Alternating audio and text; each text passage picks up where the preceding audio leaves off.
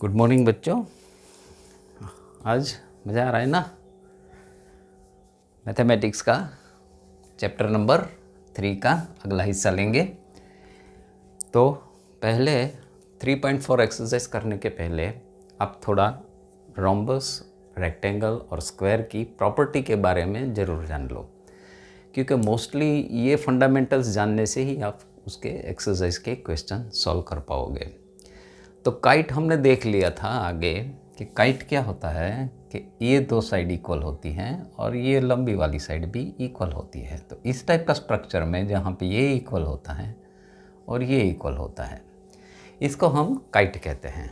लेकिन रोम्बस में 4 side equal हो जाती है।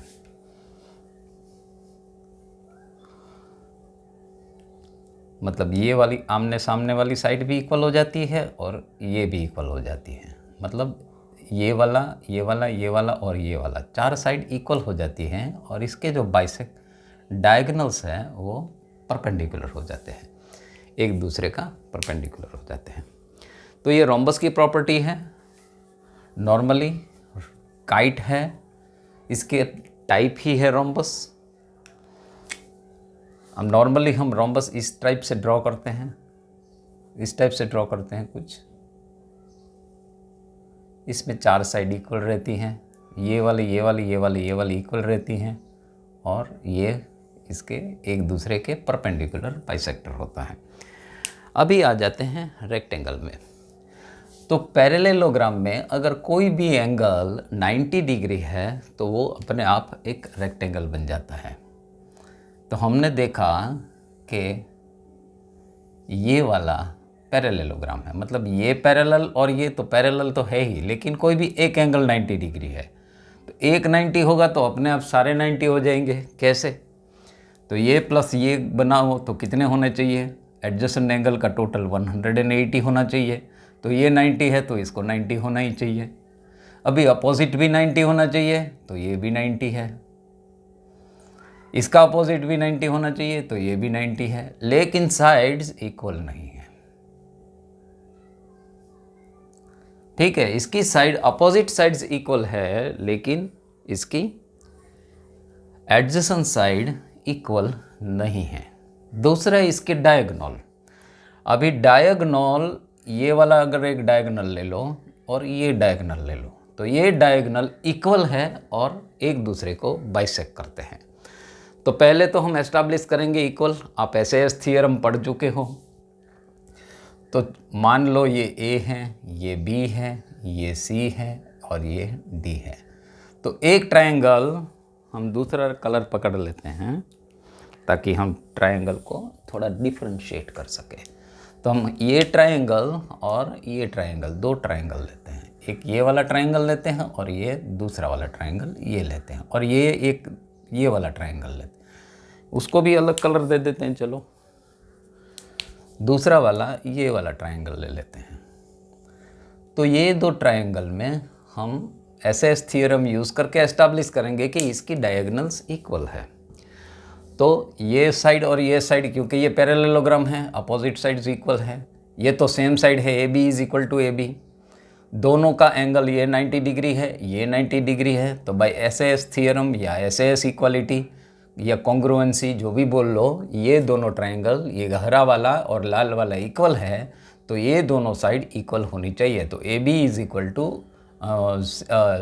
ये दोनों डायगोनल यानी D B is equal to A C होने चाहिए। तो ये एस्टैब्लिशमेंट है कि डायगोनल्स इक्वल है। दूसरा डायगोनल बाइसेक्ट करते हैं ईच अदर। तो ये इसकी दोनों की प्रॉपर्टी है, इक्वल है और बाइसेक्ट करते हैं। बाइसेक्ट माने 2 इक्वल हाफ में डिवाइड कर देते हैं। अभी आ जाते हैं स्क्वायर में। तो रेक्टेंगल को अगर चारों साइड इक्वल कर दो तो वो बन जाता है स्क्वायर। ये वाला, ये वाला, ये वाला और ये वाला चारों साइड इक्वल है। दूसरा ये 90 डिग्री है। बाय सेम प्रिंसिपल ये भी इक्वल है और ये 90 डिग्री पे बाइसेक्ट होते हैं। ये इसका परपेंडिकुलर बाइसेक्टर है। तो रोम्बस के केस में और स्क्वायर के केस में बाइसेक्ट तो करते ही हैं लेकिन वो परपेंडिकुलर बाइसेक्ट करते हैं, लेकिन रेक्टेंगल के केस में नहीं। और ये रेक्टेंगल के केस में और स्क्वायर के केस में डायगोनल्स इक्वल हो जाते हैं। तो दो चीज़ हमें यहाँ पे समझनी है। अभी आ जाते हैं एक्सरसाइज पे। एक्सरसाइज में मैंने थोड़ी गड़बड़ कर दी है। ABCDEFG मतलब जो हमारे टेक्स्ट बुक में इस तरफ वाले हैं और इस तरफ वाले हैं, मैंने ABCD ऐसा नहीं लिखा, ये लाइन वाला लिखा और ये लाइन वाला लिखा। तो पहले समझ लेते हैं, ऑल रेक्टेंगल्स आर स्क्वायर। तो रेक्टेंगल है वो स्क्वायर कभी नहीं बन सकता, क्योंकि रेक्टेंगल है उसकी दोनों बाजुएं इक्वल नहीं हो सकती। ये वाला और ये वाला लेंथ अलग है, इसीलिए ऑल रेक्टेंगल स्क्वायर नहीं बन सकता। लेकिन स्क्वायर के डेफिनेशन में रेक्टेंगल आ सकता है, क्योंकि स्क्वायर में ये एंगल 90 डिग्री है तो सारे 90 डिग्री बन सकते हैं। तो स्क्वायर के डेफिनेशन में रेक्टेंगल आ सकता है, लेकिन रेक्टेंगल के डेफिनेशन में स्क्वायर नहीं आ सकता। All kites are rhombus. चलो बी लेते हैं, ऑल रोम्बस आर पैरेललोग्राम। तो ये सही है, क्योंकि रोम्बस है वो अपने आप ये जैसे ही इक्वल बनता है ये पैरेललोग्राम ही बन जाता है। तो ऑल रोम्बस आर पैरेललोग्राम। फिर सी है, और स्क्वायर आर रोम्बसेस। तो स्क्वायर है, इसमें साइड इक्वल है, तो रोम्बस का डेफिनेशन में आ जाता है, ठीक है। एंड रेक्टेंगल, तो रेक्टेंगल भी है क्योंकि स्क्वायर में 90 डिग्री तो है ही, तो वो दोनों के डेफिनेशन में आ जाता है। तो स्क्वायर के डेफिनेशन में रोम्बस और रेक्टेंगल अंदर आ जाते हैं। D, all square are not parallelogram. All square तो पैरेललोग्राम बनना ही बनना है, क्योंकि जैसे ही एक 90 डिग्री बनाओगे तो स्क्वायर है, ऑल स्क्वायर है मतलब दोनों 90 है। अब ये बाजू दोनों बाजू 90 है, तो ये पैरेलल, ये और ये दो लाइन पैरेलल ही होनी है। तो ये लाइन पैरेलल है, तो इसी तरह ये यहाँ 90 है, तो ये दोनों लाइन भी पैरेलल है। अगर दोनों लाइन पैरेलल से तो अपने आप पैरेललोग्राम बन ही जाता है। अभी आ जाते हैं ई पर, ऑल काइट्स आर रोम्बस। तो काइट्स रोम्बस नहीं है, लेकिन रोम्बस काइट्स है। काइट्स इस तरह भी हो सकते हैं, ये दोनों इक्वल होना चाहिए, ये दोनों इक्वल होना चाहिए, लेकिन ये दोनों इक्वल होना चाहिए ये काइट के डेफिनेशन में नहीं है, लेकिन रोम्बस के डेफिनेशन में है। तो kites can not be rhombus, but rhombus can be kite. F, all rhombus are kite. Okay, यही हमारा क्वेश्चन है, ऑल रोम्बस आर काइट, तो ठीक है। ऑल पैरेललोग्राम्स आर ट्रेपेजियन, तो वो भी ठीक है, क्योंकि ट्रेपेजियन का डेफिनेशन क्या है, दो लाइन पैरेलल होनी चाहिए, बाकी ये नहीं पैरेलल हो तो भी चलेगी। लेकिन पैरेललोग्राम में तो चारों साइड पैरेलल है, ये वाला भी पैरेलल है, ये वाला भी पैरेलल है, तो दो पैरेलल मिल गया। तो चाहे पैरेललोग्राम ट्रेपेजियम बन सकता है, लेकिन ट्रेपेजियम पैरेललोग्राम नहीं बन सकता।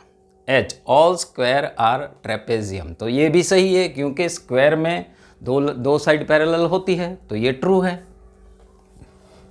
अभी आ जाते हैं हम क्वेश्चन नंबर 2 पे। Identify quadrilateral that have 4 sides of equal length. तो हमने दो चीज़ देखी क्वाड्रिलेटरल में, एक तो रोम्बस देखा, सबकी लेंथ इक्वल है। दूसरा हमने स्क्वायर देखा, इसकी सब साइड इक्वल है। तो रोम्बस और स्क्वायर के केस में 4 साइड्स ऑफ इक्वल लेंथ मिलती है। लेकिन 4 राइट एंगल कहाँ पे मिलते हैं, तो रेक्टेंगल और स्क्वायर में मिलते हैं हमको। तो रेक्टेंगल और स्क्वायर में चारों राइट एंगल मिलते हैं। तो इसका आंसर होगा नंबर 1 का आंसर होगा रोम्बस। रोम्बस में 4 साइड इक्वल होती है, और स्क्वायर, ये दूसरे का 4 राइट एंगल, इसका आंसर होगा स्क्वायर और रेक्टेंगल, क्योंकि चारों राइट एंगल स्क्वायर और रेक्टेंगल में ही मिलते हैं। Explain how square is quadrilateral. Quadrilateral कैसे है, क्वाड्रिलेटरल का डेफिनेशन क्या है, 4 साइड इक्वल है।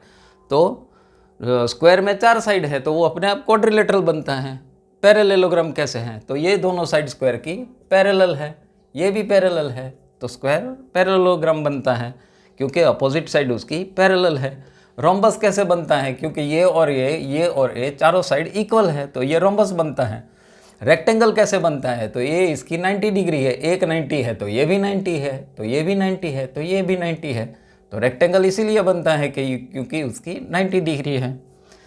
Name quadrilateral whose diagonal bisect each other, तो दो क्वाड्रिलेटरल हमारे पास है जो बाइसेक्ट ईच अदर होते हैं, मतलब तीन होते हैं वैसे, रोम्बस होता है, स्क्वायर होता है और तीन है, रोम्बस है। तो रोम्बस बाइसेक्ट करता है, फिर स्क्वायर भी बाइसेक्ट करता है ईच अदर, रेक्टेंगल भी बाइसेक्ट करता है ईच अदर। तो ये वाला डायगोनल और ये वाला डायगोनल इक्वल लेंथ का हो जाता है।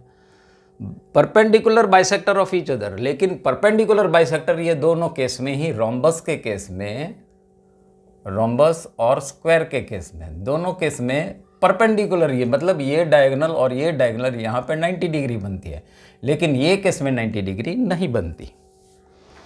Explain why rectangle is a convex quadrilateral, तो कॉन्केव होने के लिए डेफिनेशन क्या कहता है? कॉन्केव होने के लिए उसका डेफिनेशन ये है कि कोई भी डायगोनल अगर एक्सटीरियर टू द क्वाड्रिलेटरल आती है तो वो कॉन्केव है।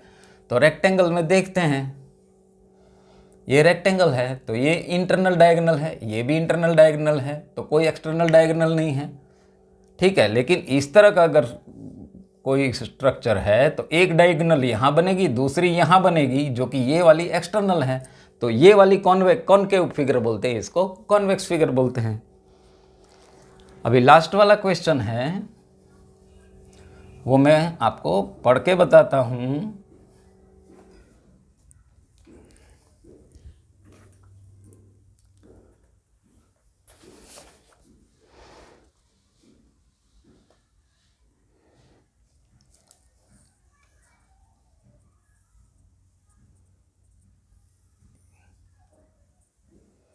ये ABC है और O इसका मिड पॉइंट है, YO is equidistant from A, B and C। तो हमको ये प्रूव करना है ये और ये क्यों इक्विडिस्टेंस है, ये मतलब this is equal to this prove करना है। तो पहले एक हाइपोथेटिकल फिगर ले लेते हैं। मान लो कि ये हमने एक रेक्टेंगल बनाया,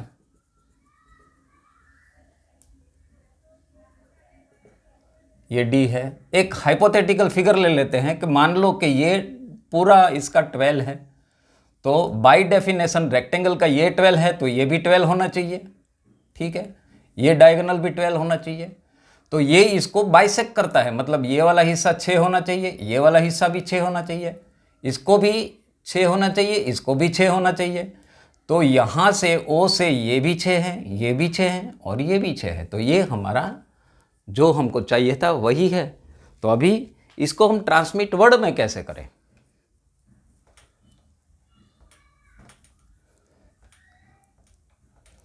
कि हम मान लेते हैं एक D एक पॉइंट है जहाँ पे, ये हमारे टेक्स्ट बुक में वैसे भी दिया हुआ है कि एक रेक्टेंगल बना लेते हैं कि यहाँ एंगल है राइट एंगल, तो यहाँ भी राइट एंगल है, तो अपोजिट 90 है, तो ये दोनों भी 90 होने चाहिए, तो एक रेक्टेंगल बन जाता है। रेक्टेंगल बन जाने से तो एक बाइसेक्शन आ जाता है, मतलब AC is equal to BD, ये तो कह ही सकते हैं। तो हाफ ऑफ AC